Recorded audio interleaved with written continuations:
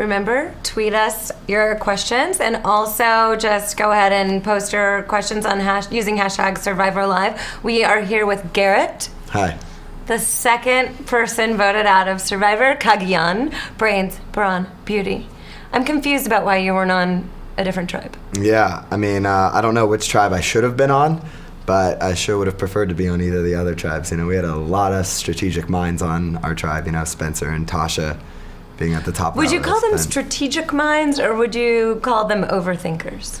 I guess both. I mean, the two of them for sure knew the game really well, you know, and just in general, you know, I think in the other two tribes they had somewhere between like 0 and 1 people who knew the game on each of the tribes. So right. I would have much preferred, you know, to be in that situation. And, you know, I initially went into the game with this plan as like, hey, I'm going to be the guy who works hard around camps, like performs well in challenges for you, and I'll let you do all the thinking, you know, and sort of at least lay low, at least early on in the game. Mm-hmm. And being put on the brain tribe really, you know, that made it a lot tougher because you got to be on the brain for a reason. You know? So it's a problem when you're a triple threat. Maybe you should be less smart. Yeah. And then you could have been on one of the other tribes. Yeah. But the thing is, I think when you have a bunch of brains on one tribe, everyone thinks they know the best. Right. And then there's just egos competing for who's going to be top dog. Right. Was that your experience? Yeah, sure. I think more or less that was the case. I mean, I just think in general, like in a 3-tribe format with only 6 players on each, you kind of have to come out swinging. You have to play more aggressively, you know. From the moment Dave isolated me and, you know, I was the first one on the beach, I had Spencer, Tasha, and Jatia all immediately, you know, coming up to me trying to form alliances. Literally 3 seconds into the game. Now, nobody saw any of that, of course, because that would have sort of given away the initial alliance of 4 and that Dave was going to be going home. But everyone played very aggressively, you know, right from the get-go. And Dave seemed to think that for sure it was a no-brainer. Jatia was going to be the first person voted out. Right. So, I mean, you know, David's a good friend of mine at this point. I like that you guys can bury the hatchet. That's nice. Yeah. Well, I feel like that way with everyone, you know, like, for instance, like, Cass isn't someone I like or I'm ever going to be friends with, but I don't care, you know, like I'm not mad at her or something like that, you know. But we're going to talk about that later because that was a major blunder, I think, on their part to vote you out. Yeah, I would say some pretty interesting things happened. It was like the most mind-blowing. Yeah, your typical ho-hum premiere, right? Nothing really out of the ordinary happened. It blew my mind. Yeah. It completely blew my mind. And a lot of our fans out there had a lot to say. I mean, 7 months later, you know, it's still blowing my mind, unfortunately. Let's take a fan question. Yeah. This one's from Mike.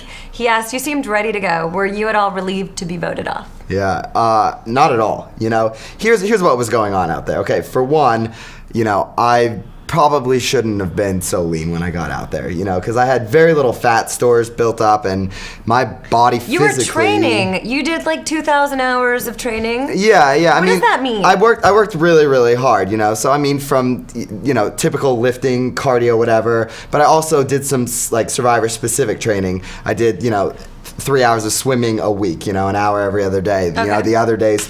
yoga, you know, to prepare for these like late game challenges that of course you were always stand there. You were always super expert at, right? The yoga is and your way into yoga, right? Yeah. The yoga is always a good thing. No, and it worked out great because I was totally able to utilize that in all these like late game challenges that I was a part of, you know. So I'm really happy I did all of that yoga, right?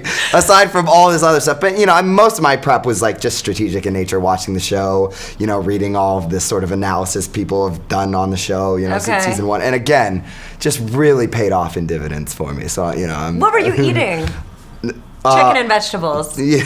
I watched your interview. So terrible. I'm used to getting chicken and vegetables. I know, gosh, it made me sound just like the worst person ever. Protein and veggies, no carbs. Right, but I wasn't ready to go at any point, you know.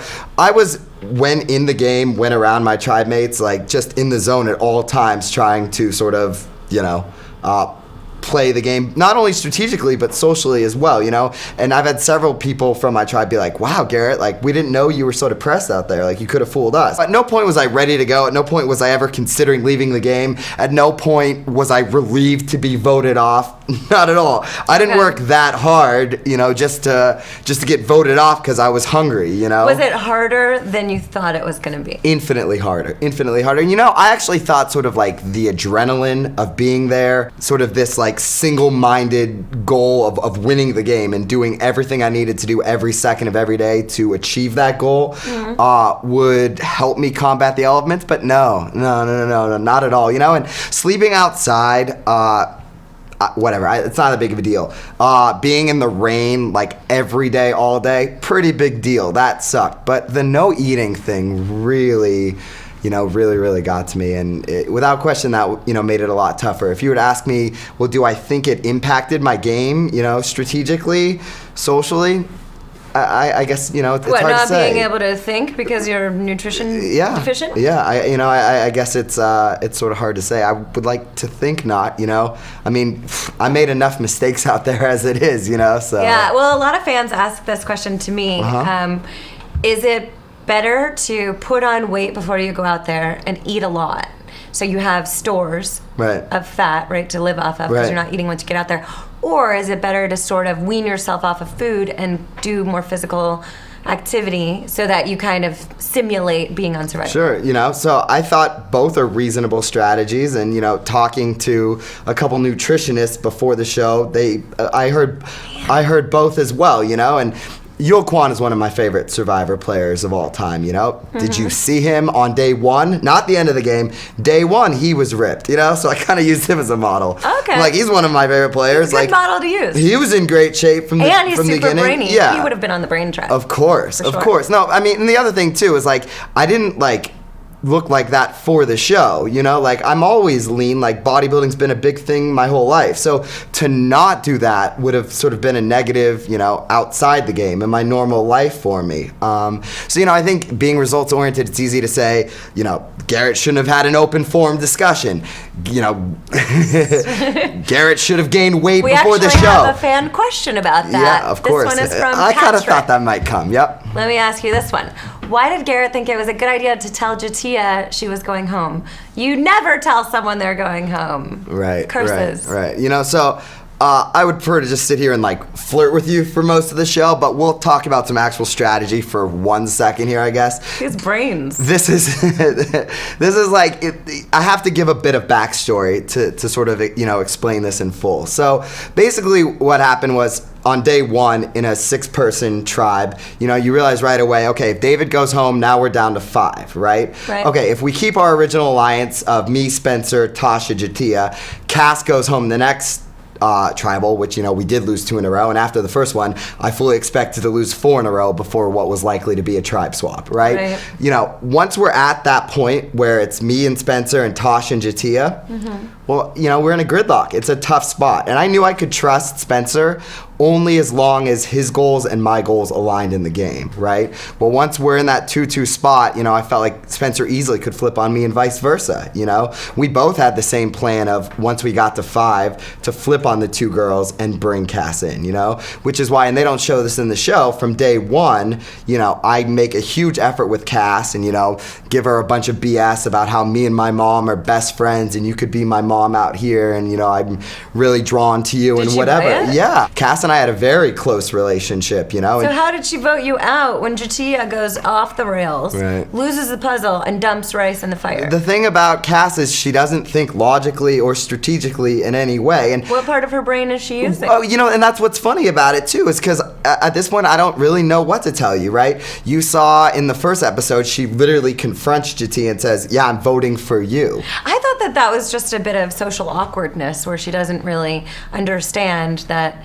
You have to sort of schmooze a little bit. Okay, maybe, I thought that but either way, comes with the territory of being sort of the brain. Okay, either way, it's really poor decision strategically with no upside at all. Totally. Right? Okay, totally. All right, fine. So we have that, and what that showed me. But you basically did it.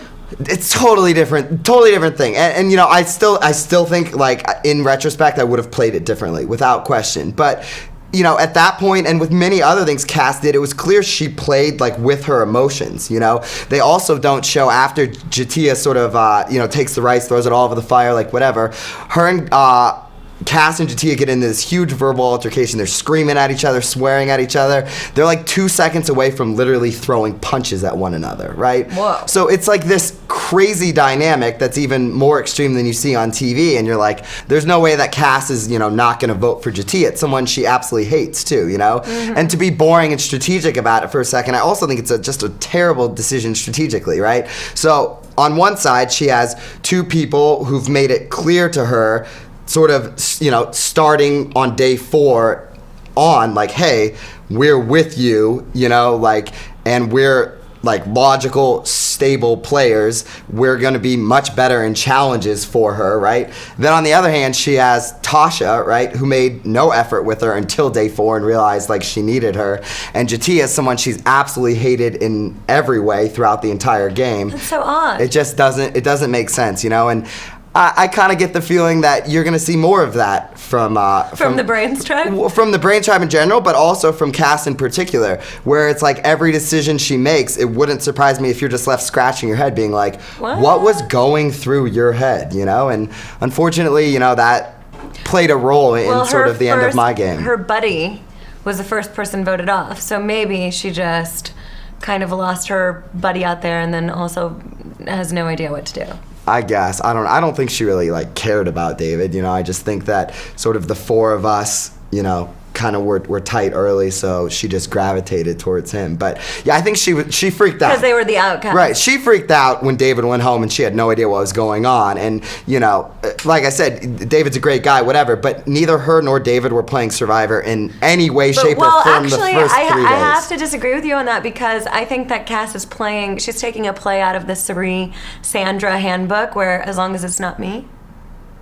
And then she's voting for whoever. Okay, fine, but she literally did nothing. And Sandra made it all the way to the end and then won a season based on that strategy. Okay. So, well, I mean, it's possible. And I'm also just gonna sort of just disagree in theory that wasn't just an extreme amount of variance, but that's kind of neither here nor there, and probably we're just gonna have a fight about it. Probably not worth getting into. Let's get a fan involved in this fight. So. Okay, June asked, why wasn't someone dredging through the fire trying to salvage the rice? It's an interesting question. Yeah, I mean, it was tough. We thought about it. Each little rice kernel was kind of separated and covered in dirt. We tried to get a few of the chunks that were together, but it was very close to, You weren't ready to. You were starving, but you weren't prepared to eat dirt. No, of course we were. No, anything we ate, it would fall on the ground, you'd pick it up and eat it. Yeah. What I'm saying is you literally couldn't even get the rice. It would just be for every one thing of rice, it'd be 10x that amount in dirt. But if you scooped up the rice and put it in a pot with water and then washed it, and then maybe separated it, maybe. Yeah, but you weren't. I mean, I do that all the time at home, so I probably should know better or whatever. You dig your rice out of the ground all the time. In your backyard? Yeah. I mean, that's how I get my carbs, along with the chicken and veggies. That's sort of. You work for your meals. Without question, yeah. A little extra cardio, whatever the case. That's good. Yeah. Because there's always a lot of digging involved in Survivor challenges. Yeah. And that I always found to be the worst part. Yeah. I hated the digging. Swimming is all right. Yeah. Did you feel that your training prepared you for those challenges? Honestly, any question kind of related to that, I'm just going to be super negative and say in the end, I worked really hard and, almost none of it ends up sort of being worth it. And, I was only there for 6 days, but still made at least 2 or 3 marginal, if not just poor decisions out there. And where did you leave your immunity idol? Speaking of a right. So, wait, what? You thought that was a poor decision? Where did you leave it? Why would someone bring an immunity idol to tribal council? That doesn't even make any sense. I don't know. Clearly, you save it as artwork and you give it to your grandma, right? No, I had no need for it at tribal council. Do you have it, or is it on the island? No, it was, of course, left on the island. In your bag? No. I hid the idol. So I found it. No one's gonna dig through your stuff and find it. Right, exactly. So I hid it, and I do at least want to say that in my own defense. I still should have brought the idol without question. That is the point of a hidden immunity idol, right? But when you have sort of very aware players like Spencer and Tasha watching you all the time, and they're already kind of on high alert because you were isolated from the get-go, there is a very real risk, of going to dig that idol up right before tribal council. Now, does that mean it's not worth it and you still shouldn't do it? Shouldn't even bring it? No, of course not, But at that point, it's hard to really construct a scenario in the history of Survivor where someone could feel more comfortable with their situation, right? Where Cass is the swing vote, and she absolutely hates J'Tia, right, on a personal level. Strategically, it's a very poor decision for her to go with her. And that, of course, it's the same girl who just, poured out your tribe's only food source. Easy vote. When you were at the tribal council, did you have a feeling that, okay, the tables are turning, the energy's shifting, there's a lot of fingers being pointed at me, I'm having to do a lot of backpedaling and explaining. Did you think in your mind, maybe there's a chance it could be me? Yeah. I mean, and you were like, my immunity idol? Sure. For what it's worth, I still don't think I probably would have played it. Really? Okay. Yeah. You guys, everybody saw 5 minutes of, a 90-minute tribal council that went on for a very long time. And, the vast majority of it sort of wasn't an assault on me, which is, the part you saw. And it's another area that I'm, very frustrated with because I fumbled over my words a bunch. And, maybe a couple things don't even really matter. When I say like the original tribe, or alliance, tribe, right? Or whatever I'm doing right now, right? This is the same fumbling over words. Well, Cass already knew that anyway, right? She saw 4 of us voted for David. So it wasn't like that was news to her or something. And Cass is the vote that we needed anyway, Do you think Tasha got in her head? Yeah. That must have been it. When you get to the crux of what actually happened in the episode, it wasn't because, I outed, J'Tia publicly or whatever. In the end, it was Tasha versus Garrett, And Tasha had J'Tia, and she was trying to pull Cass in. I had Spencer, and I was trying to pull Cass in. And Tasha won, And she played it very beautifully, and she was able to use this, this isn't Survivor, I want to play Survivor sort of card to her advantage, to get one last conversation in with Cass that you kind of saw briefly before I was able to, get to the beach. You were going to have to do a lot of babysitting if you really wanted to keep that open forum secure. Right. Going back, we have a fan question about this. Matthew asked, if you could go back and play again, what would you do? What would you do differently to be more successful? Sure. Yeah. So 3 things off the top of my head. I think we've already touched on them, but I would have brought the immunity idol to tribal council. Whatever risk you take by digging it up and maybe someone outing you, that's well worth the risk. I wouldn't have had this public forum about the whole thing. It's what was the inspiration behind that? Yeah, all right. So, again, Cass always wears her emotions on her sleeve. So we get back to camp, and she's just fuming, She's very, very upset. That you guys lost the challenge? Yeah, and she blames J'Tia 100%, So before she has time to calm down, before she has time to potentially have Tasha, flip her and convince her to go with them, I thought in that moment that, I would be able to successfully just ask Cass, hey, what do you want to do? And out of just pure adrenaline, whatever, she'd be like, oh yeah, I definitely want to get rid of J'Tia. And that's what she did, but unfortunately, it still didn't play the way I wanted to. Because when time passes, a little bit of time passes, and then the seeds of doubt. Right. Yeah, it's always hard because when you lose, it's so easy to be results oriented about it and be like, well, clearly what I did is wrong because it didn't work out, And I do feel like that, to a large extent. But yeah, I think if I could do that whole thing over again, I wasn't fully comfortable that Cass was with us, and obviously that's why I sort of approached the situation the way I did. But instead of doing that, I think really my only, legitimate option is pull out my idol, pull Cass aside, say, Cass, I have the immunity idol. Right. You and me, this is how we're going to get to the end of the game. Be a little more slick. And I think that would have persuaded her. When Spencer was asking you about the immunity idol and saying he thought David might have it, right, I thought you might have shared it with him at that point. Right. But you weren't that close with him, or why didn't you share it with him? I just didn't feel the need to. I always have kind of felt that there's no need to tell anyone about an idol. It only does more harm than good unless you have a specific reason to inform someone about an idol. So at that point, I didn't really have a reason to let Spencer know about it, But as I mentioned, with Cass and her being on the fence, it probably would have made sense. It still might not have worked, right? You never know. Right? Yeah, I could have easily. You have to try whatever you can. What you work with the strengths that you have, right? So I could tell Cass hey, I have this idol, we're good, whatever. And she's like, yeah, we're good, and I think it's fine. And now she's even more incentivized to just lie, flip on me. And, It's true. Yeah, I mean, and the only way... You would just have to play the idol. Right, well, that's the only way you're really safe, and that's just poor strategy. Was there a point, going back to the beginning when you found the idol, was there a point when you were thinking, I'll take the rice instead?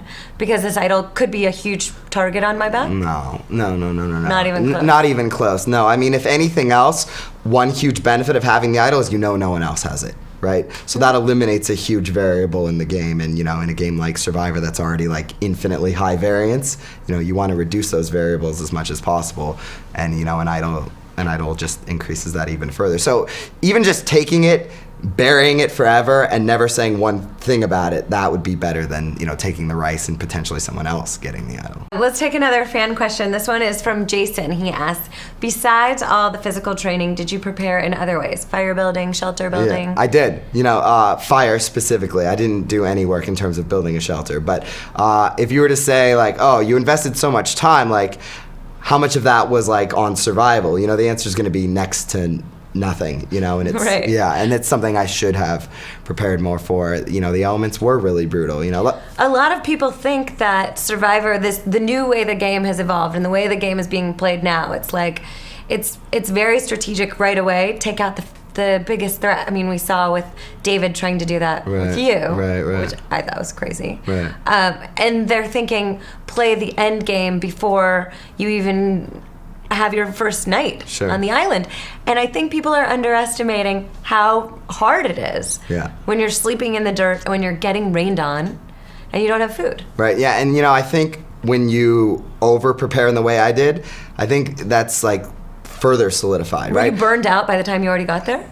Maybe not in that sense, but for example, like if I watched 700 total hours of Survivor, watching each episode twice, right? That's what you did? Unfortunately, yeah. I don't know why. I don't know why I just admitted that out loud. But all right, when you Probably some of our fans have done that. When you do that, right? Like what is it? Like 99.7% of that is related to gameplay and strategy and social things, right? Did you do any... Almost none of it is about the elements, because that's not good television, right? So you get this idea in your head that that's what goes on 24/7 is strategy. Last season they showed in Philippines, they showed people's feet all cut up. They showed Sierra's bug bites all over the place. Okay. They do show just a little bit. No, and I know, and you can think of Nicaragua when it rained and rained and rained and two people quit. Or Samoa.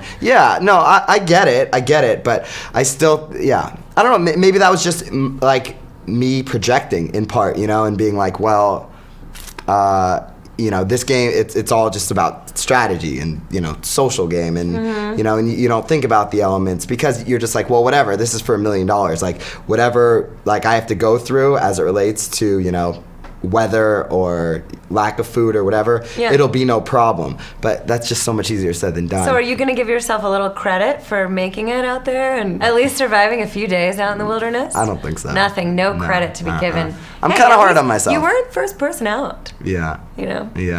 Would you have rather been the first person out? No.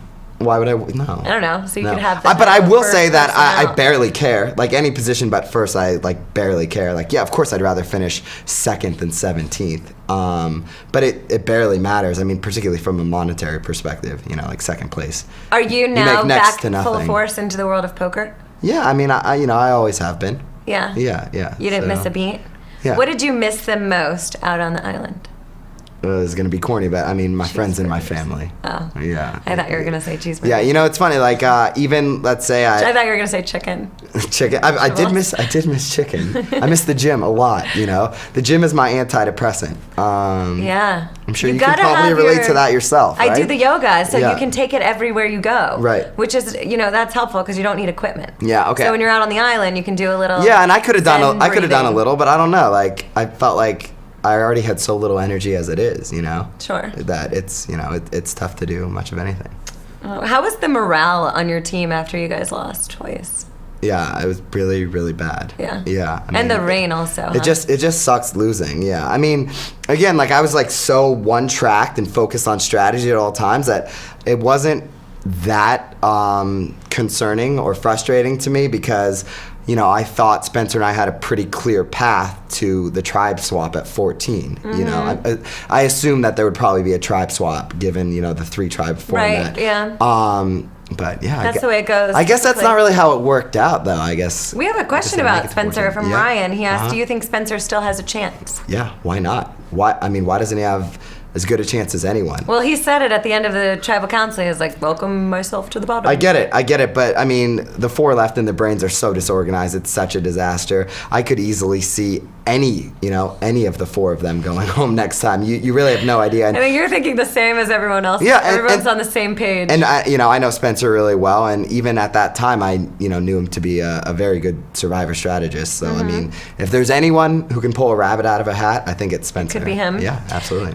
Do you think that because you guys lost the first 2 challenges, there's sort of a momentum, like a downward spiral that happens, or do you think that'll fire them up to go out and win the next challenge? No, I certainly think momentum's a very real thing, and I think particularly like in an environment where you're starving to death and whatever, those things are even sort of... Have a crazy person who dumped your rice? Yeah, of course. Perhaps? Yeah, they have no food source. Like, that's even further magnified, Like, it's hard for me to even imagine a scenario where the brains could not finish last in a challenge, honestly. We're... So you don't have high hopes for the brains? I don't have high hopes for the brains themselves, but I still think there's several different avenues Spencer could potentially take, even if they go to tribal, once, twice, however many more times before, Could you see him hooking up with any of the other people on Beauty or Brawn? Yeah, why not? I mean, he's the same age as all 3 of the girls on Beauty, And sure, Spencer's 21, but, I think socially he's a lot more skilled than most 21-year-olds, And I think these interviews and whatever that you're seeing from pregame, like, I don't know. He's much better with people, and he's a much better human being than he's being portrayed. Okay. Yeah. You're a fan. Yeah. So is he your pick to take it all the way? Spencer's a good friend of mine, so it's hard for me not to root for him. But yeah, I mean, Final 3. I know him better than anybody. Okay, how about I not do final 3 because that's a bit more random, and I say the 3 who I think have the best chance of winning. Chances. So I think Spencer's definitely one of them. And Sarah and LJ, I'll give one from each of the tribes. Okay. They all strike me Sarah as... too. Yeah. I like her too. She seemed to really read people well. Yeah, she seems to have a real even keel about her. Totally saw through the lying. She seems like she's a fan of the game. Yeah. So I like her. Okay, cool. I like those picks. Yeah. All right, Garrett. Well, it's been really fun chatting with you. Yeah, you too. Thank you. Is there anything else you want to say to the fans out there before we wrap it up? How about we do one other thing? Pink shirt, even further confusion. Not gay, everyone. So many Facebook messages, tweets, etc. from gay guys being like, "Are you gay?" Love gay people, huge supporter of gay rights, not gay. He's setting the record straight.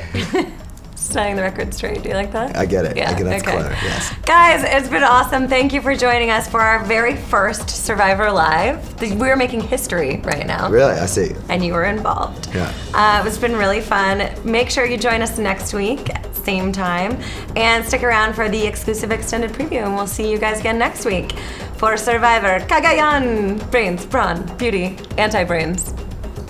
Bye. Later.